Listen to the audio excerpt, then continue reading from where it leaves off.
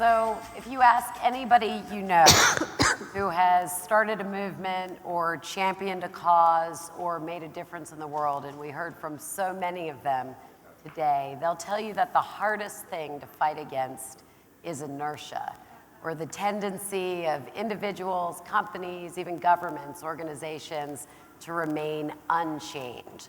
But those same people will also tell you that all great change simply begins with asking a question. Why? Why not? How? Will you join me? Because if we don't ask, change doesn't happen. And what the video was intended to show was great asks for great things to happen in the world, and some fun ones. So the great ones: civil rights, the eradication of hunger and poverty, freedom, the spread of democracy, even marriage. You must ask to make great change. And we wanted to end today, we wanted our last panel of the day to really be something that would send all of us collectively back out into the world with action in mind. So we titled this last panel The Big Ask, and the idea is, how do the 5 of us on stage, and particularly the 4 extraordinary people sitting next to me, and all of you in this room, use all of that personal power that we have, that we've been redefining today, to ask more of ourselves, and more importantly, to ask of one another and everyone we work with to arrive at that great change that needs to happen in the world. And I'll share one personal anecdote, which is a little less than a year ago, I was in an all-day planning meeting with the Forbes executive team that happens to be not entirely, but mostly male, and we were setting what we called the tentpole agenda for 2013. We were choosing the half a dozen or so major editorial and event initiatives that we would commit to and that we would really build our year around. And in that moment, having been at the company for a long time, I made what felt like my first big ask, and that was that we make one of those tentpole events and editorial moments this year to be women. And here we are today. So I'm terribly grateful to my colleagues and also to everybody, including every person in this room, who made that happen. And I'm even more grateful to be in such good company today with 4 people who've literally laid a benchmark, who've set the standard for what it means to use their personal power to make asks of others to bring about change in the world. So I'll just give you a minute on each one of them. Mandy Moore probably needs no introduction for what she's done as an actress and a singer and a songwriter. I think you're officially the only person in the room who's sold 8 million albums of anything worldwide. But she's here today not just because of that, but how she's used that platform to do some really extraordinary work as an ambassador for an organization called PSI, which does tremendous work in the health space for women and children in the developing world. And that work has taken Mandy to Cameroon and to Congo and to South Sudan. And she has been so generous in using her power this way. She was actually honored by the UN in 2011, along with the likes of Ted Turner and Ban Ki-moon and former President Bush, as being one of the world's most important global anti-malarial champions. So we're delighted to have Mandy here. And next to Mandy is the great Ping Fu, who remains the first person that I've ever met who is both an extraordinary artist and an extraordinary scientist. So Ping Fu is the chief strategy officer for a company called 3D Systems, which engages in 3D printing and in fact is wearing, I'll let her talk about this in detail, a number of things that she made on that machine. She's an incredible entrepreneur, so she started a company called Geomagic that was acquired by 3D Systems. She won the Inc. Magazine Entrepreneur of the Year award for the work she did with Geomagic. And we asked her to be here today, not just because of that, but because she wrote an extraordinary book that came out in January called Bend Not Break, which is about both business resilience and personal resilience. So we're delighted to have her here. I'm also delighted to welcome Ruma Bose, who is a force of nature in many ways. She's been very instrumental in helping the whole Forbes team make sure that today went off as well as it did. Ruma is a partner, so thank you, Ruma. Ruma is a partner at the Innovators Fund. She's the former co-CEO of a company called Sprayology, and she defines what it means to be both a successful business entrepreneur and also a social and philanthropic one. And Ruma is best known to everybody at Forbes for authoring a book, which I know she's going to talk about, called Mother Teresa CEO, where she really looked at taking the best of business and applying it to philanthropy and the best of philanthropy and applying it to business. So welcome, Ruma. And then Badr Jafar, who not only has the distinction of having dined with 24 women last night and lived through it, Badr is the CEO of a global company called Crescent Enterprises, which plays in just about every space, including health and aviation and private equity. He was born and raised in the UAE. He, like Ruma, is an incredibly successful entrepreneur who's used all that he's learned to direct it to both helping other entrepreneurs and to philanthropy. He founded something called the Pearl Initiative, which is a partnership with the United Nations that helps bring about more transparency in business in the Arab world. And he's done a great deal of work to advance many, many causes in the Middle East. So it's a pleasure to have all of you here. And I want to start, we're going to get to the big ask and how we make it and why it's hard. But I want to start by just asking each of you to quickly say what inspired you on the philanthropic side, the cause side of the work you're doing to actually do it. And Mandy, I'll ask you to start. Sure. You know, my career has really just afforded me the opportunity to travel around the world. And with that comes a greater understanding of the biggest challenges out there that we face, including the lack of access to basic health, which obviously is a building block in the path out of poverty. So I'd say back about 4 years ago, 2009, I was introduced to PSI, Population Services International, which is a global health organization. And I was really at a point in my life where I was looking to kind of use this platform that I had been lucky enough to garner from my job. And I wanted to use it for something bigger, something good. And I was really struck by their get it done attitude. For 40 years, they've been working in about 65 countries around the world doing just that, getting it done, and not necessarily touting their work. And I liked the fact that we sort of joke that they're the biggest nonprofit you've never heard of. And I wanted to see the action and the work on the ground, so I was invited on my first trip to the developing world, to South Sudan, and that changed everything. And I decided to sort of pour all of my focus with them into the child survival side of things. And as you mentioned before, malaria was really my primary focus, it being the greatest killer of children in Africa. So again, and PSI actually happens to be the greatest distributor of mosquito nets globally. So with them now, I've gone to South Sudan, I've gone to Cameroon, I've gone to the Central African Republic, and you know, the toll and the impact that malaria has taken on these communities, on women and girls especially, is astounding and something I really couldn't turn away from. And I've seen these large-scale health programs, these massive mosquito net distributions that take place countrywide over the course of a couple of months, and they're really complex and fascinating. But what I was most impacted by were these women and girls and their stories. And I sort of found myself in situations that I never would have otherwise. You know, making this sort of grueling trek down to the Nile River to gather water with a mother and her son, and walking back to her village with our jerry cans, and her sort of using these PSI water purification products to demonstrate in front of her entire village why it's important to, you know, have safe drinking water. Or a grandmother who is sitting on the floor of her home with her fidgety grandson,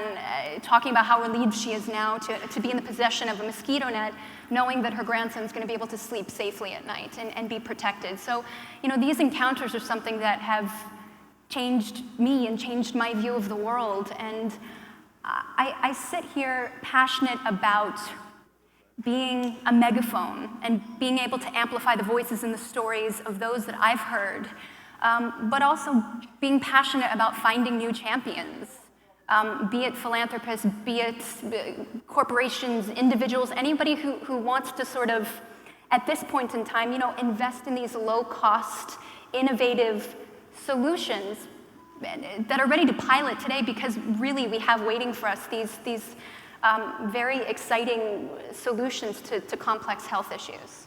So that's why I'm excited to be here today. Amazing, thank you. Ping, what inspires you to your cause? So my cause is to help schools not only produce critical thinkers, but also produce great makers. So that's the cause. What inspired me is that I grew up in China, and it just happened to be my K-12 education was during this great political and social movement called Cultural Revolution that started by Chinese Communist Party. So instead of going to study academics, I primarily went to factories and countryside. I studied from workers and farmers and soldiers primarily.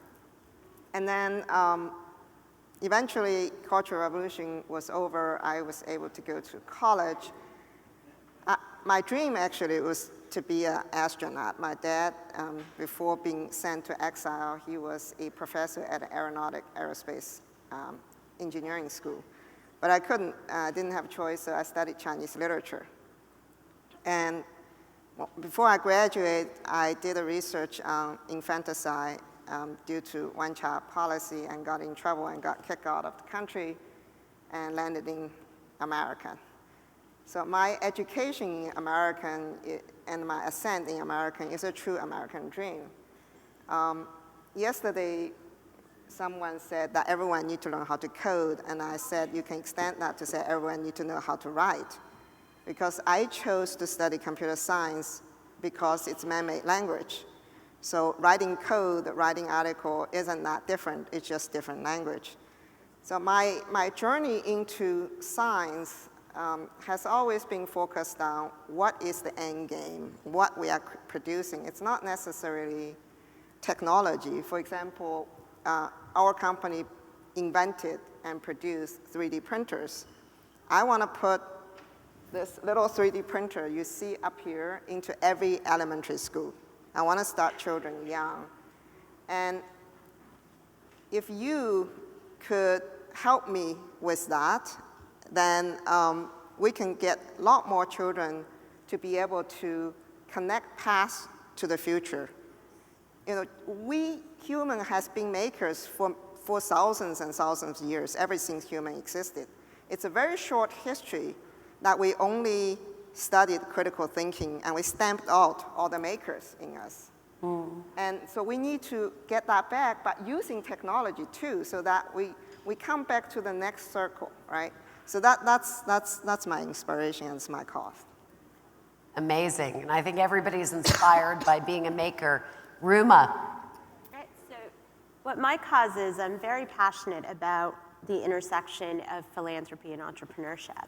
And where the inspiration for that came for me was when I ended up spending almost a year with Mother Teresa. And the experience really had a profound impact on my life on many levels. But if I look at it from a macro perspective, many years later, what I realized was she was an example of a woman who had a very simple vision of wanting to help the poorest of the poor. And with that, she was able to found her own organization. She fought the Catholic Church to really start her own religious order that would focus truly on the poorest of the poor. And she started that with a small school in the slums of Calcutta. Over the course of the next couple of years, she grew that school to capacity, and then she started growing horizontally by opening new homes, and then she expanded nationally across India. And in her 11th year, she opened her first international location in Venezuela.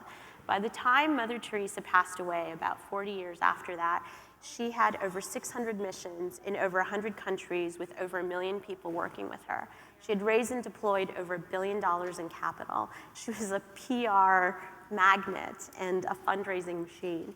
And even though she had passed away for 15 years, her organization had still grown 10 to 15% per year. And when she was alive, she was the leader of her organization through every phase of growth. And when you look at that, to me, that's executive excellence as it applies to humanity. And what I learned from Mother Teresa at a micro level was the fact that were many things, but most importantly was her ability to really create leaders around her. And I'd love to share one very quick story with you. The first week that I arrived in Calcutta, I was an 18-year-old volunteer, and my job was to work in a home for dying people. And essentially, it was very labor-intensive. We bathed the individuals who were in this home who typically stayed with us for about 72 hours. They were on their last breath of life. And we would bathe them, we would feed them, and we would try to bring them peace and love in their last days of their lives. The day that I had arrived, I happened to have a lipstick in my pocket. And so I took the lipstick out, and I put it on this woman's, on this one patient's face, and the most magical thing happened. Here was this woman who had been struck by one of the worst diseases and had probably never had a proper meal in her life. And she was maybe in her early to mid-60s, and she probably had 1 or 2 days left to live. When I put the lipstick on her, I ran to get a mirror to show her what she looked like. And she got up, and she had the most incredible smile. And she looked at me, and she said, "Thank you." And then she died. And that was the most profound moment for me, because in the span of about 30 seconds, I went through extreme joy and feeling like I had some worth in this world to, oh my gosh, it was just absolute raw death. And I asked myself from a leadership perspective, was that the right thing to do, to bring an individual who had no experience and put them in a sink or swim situation? But what that did for me was that it gave me the courage to face my fears and to walk through that and to emerge on the other side, to know that no matter what situation you're faced with, you will be able to overcome it, and you can do it by also making a difference. And that gave me a lot of confidence to keep on working every single day for the next year, and also help me understand the importance of always keeping humanity in the equation of everything that we do, and how we can apply humanity, in business and in all other areas of our life. And so from a micro perspective, she really knew how to empower people around her to be leaders and to really face fears and to stand up and rise to the occasion and go out there and do the things that needed to be done in order to get the results that we needed. And so to me, I continue to be inspired by that year that I spent with her, and I ask myself, how can we take what I've learned from this role model and apply it to other big problems in the world, things that impact at least 500 million to 1 billion people, and how can we use entrepreneurship to solve those problems? Badr. No, first of all, just wanted to say how honored it is to be representing 33% of all male panelists here today. It's, really thank you for the opportunity. Just a little bit of context, if I may, about really my personal motivation or inspiration behind what it is and why I'm here today, before we go into the idea. And so I live in the UAE, and that's part of the Arab world, which is home to about 450 million people. And you probably all heard over the last few years, we've had a few turbulent years referred to as the Arab Spring. But what a lot of you may not know is the deep causes of the Arab Spring. And it's not, as some people write, to do with an inequality of wealth or of income.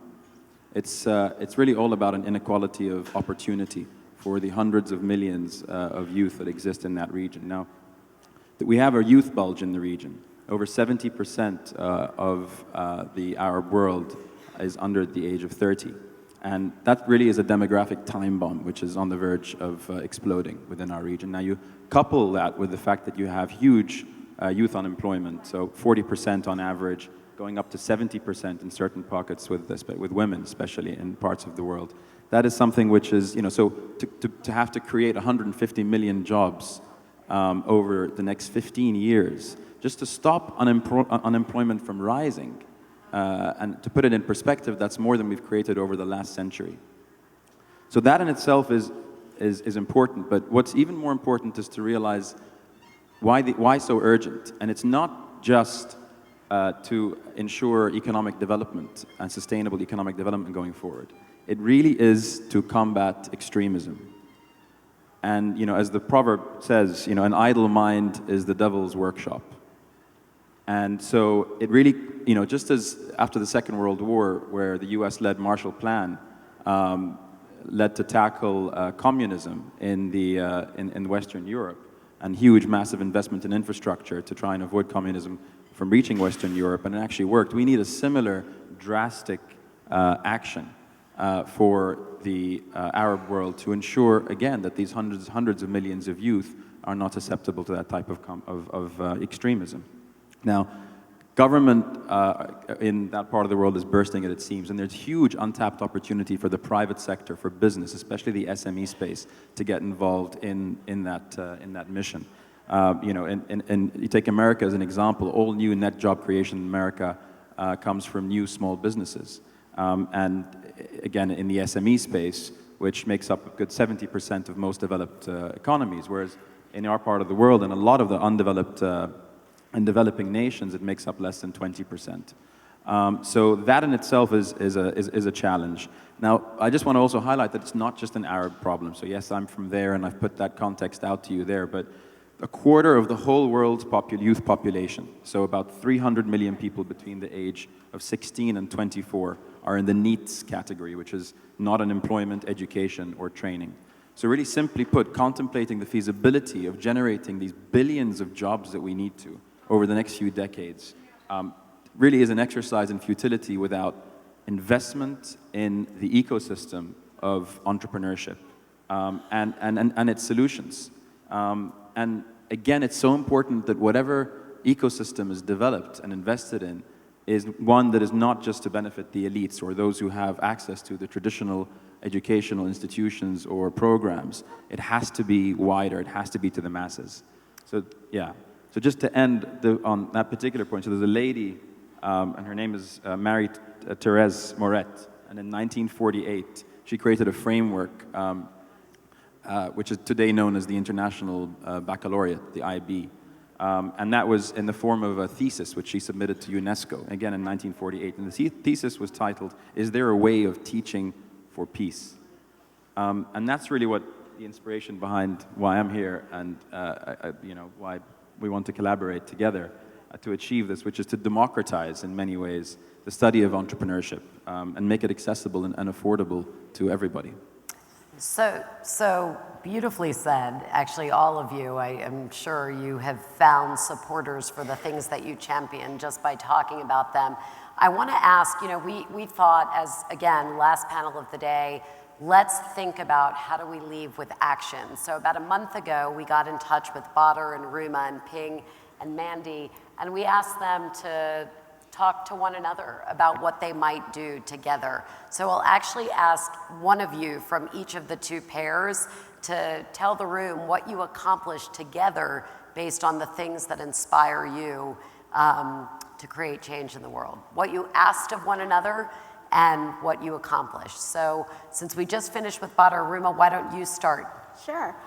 So I called Badr, it was about a month ago when we were challenged with this, and I said, what do you care about? Oh, was it 2 weeks? No, at least a month ago. And the thing that really inspired both of us is how can we make this entrepreneurial education accessible to the masses? I mean, one of the statistics that really blew my mind is the fact that 85% of global youth live in developing countries. And these are areas where ecosystems don't exist. And how do we go to those areas and try to teach people how to be entrepreneurs and how to think entrepreneurially? And it's really about entrepreneurship. And so the idea that Badr and I came up with is, can we develop curriculum that we deploy online and we teach people in a very practical way? And the word that we came up with was a pracademic curriculum, where people can learn how to start a business in a very practical way that's very relevant to their region, and where they can start creating their own networks to help each other and support one another. And we can not only teach entrepreneurs, but also teach investors how to invest in these entrepreneurs. And so it's a 3-week-old idea, but the goal that we have is to try and educate 1 million entrepreneurs in 50 countries in the next 5 years. And it's an ambitious goal, but we're determined to achieve it, and we're hoping that we can achieve it before that. And so we'll talk a little bit more later, but truly that it's how do we bring entrepreneurial teaching to the world, and also how do we standardize that teaching and make sure, like the entrepreneurial baccalaureate that Badr was talking about, that what we teach in one country is really consistent in what we teach everywhere, and that we uplift the community. So two people who really weren't in one another's orbit before brought together to talk about how do we ask the world for change, and in a few weeks that's what they've come up with. Mandy and Ping, tell us, Ping, why don't you tell us what you two have come up with? I want Mandy to talk about what she want to do, then I talk about my solution. But again, seemingly we're in very different worlds, and we have very different asks that we sort of brought to the table. But I think, you know, when you're working collectively together for the greater good, there's a way to sort of find a compromise and a balance. And my big ask is I want to work on a pilot project to bring pediatric doses of amoxicillin to fight pneumonia in the developing world, because it is the #1 killer of children in the developing world. Under 5 years old. Yes, for children under 5, sure, when their immune systems are compromised already and they're still developing. So there is no existence of the pediatric dose of amoxicillin in the developing world, and this is something I brought up to Ping, and she had a fantastic idea from there. Right. So remember I said I got kicked out of China by covering infanticide, right? It's that kind of, there's always some connection there. So when she said that she wanted to do something to help children who don't have access to antibiotics and die younger than 5 years old, I said I have a solution, but I need all of you to help me. So my big ask is that if, this is a hypothetical, okay, but I'm asking for volunteers. If you all adopt 10 schools in your local area, I will be the first one volunteer to do that. And then the parents, just talk to the Parents Association. Every school has Parents Association. The parent can put in $5, which is half of that LED light we were just seeing, into the school. We can put one of this machine in every school, right? Now, on that table, there are chess pieces, napkin rings. You can also use it to print cookie cutters, customized cookie cutters, with message, with a shape, any shape you want. So if the Girl Scout goes out, not only try to sell cookies, they can also sell cookie cutters, right? So on average, now hear me out, on average, the school have 500 children in the United States. We have more than 100,000 schools in the United States for K to 12. If the school has one of these machines and they print 100 parts out of the machine, this means only 20% of students print one part using that machine. And they sell $5 a piece, and then they give that money to Mandy. Well, to PSI, yes. Yeah. So she can use it Not to to go. Mandy directly. Yeah. I like to use the person because it's more relatable. So then she can use that to save the children, right?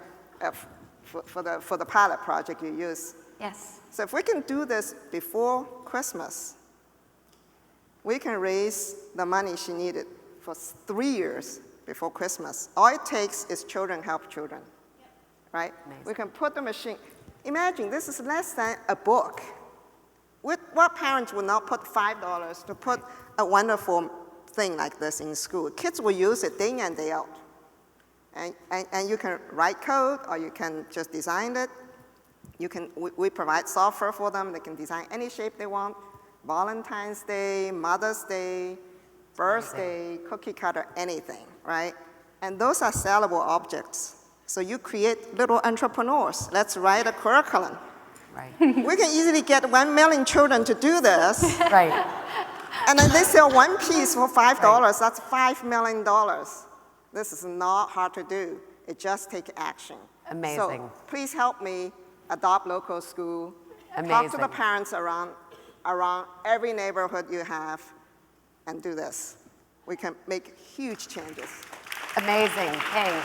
So the idea was to encourage these folks to ask of one another and to inspire them to encourage you to ask of one another and ask of the people in your corporates for the things that you care about most. I'll end on a question. I'll ask Badr and then I'll ask the room. What makes it hard to ask and how do we get past that? I mean, look, it's the fear of that it undermines our independence or our ability to cope, makes us vulnerable. And the fear of rejection. And not necessarily just a rejection of the ask or of the idea, but our subconscious transforms that to a rejection of ourselves. So, instead of, what if they say no to my idea or to my ask, it transforms it to what if they say no to me? What if they don't like my ask? It becomes what if they don't like me? So really what's critical when you're asking is that you try to remove yourself from the equation. And that's really selfless asking, so egoless asking. And if you think about it, when you're giving, the most powerful way of giving is selfless giving. When you're not expecting anything in return, that is the most powerful way. So flip that around. And I would argue that the most powerful way of actually asking is not always having to expect to, in a sort of transactional way, to give something straight back. Amazing. Because if you do that, I would argue it's almost like you're protecting your ego. That's right. You have to find something to give back straight away, otherwise, you don't feel right or don't feel just. But that'll really limit your options. So it's critical, really. Now, I'm not saying that don't give. I think it's absolutely critical that in order to know how to get, you have to know how to give. But in helping another person, you immediately focus, you lose focus on yourself. And as soon as you lose focus on yourself, you're in a much better position to be able to accept from others. Amazing. So I want to thank you all. I think we're out of time. Excellent inspiration to almost end the day with. I think we have one more thing for everybody to enjoy. But Badr, Ruma, Ping, Mandy, may you find collaborators at cocktails for what you've already come up with. Thank you.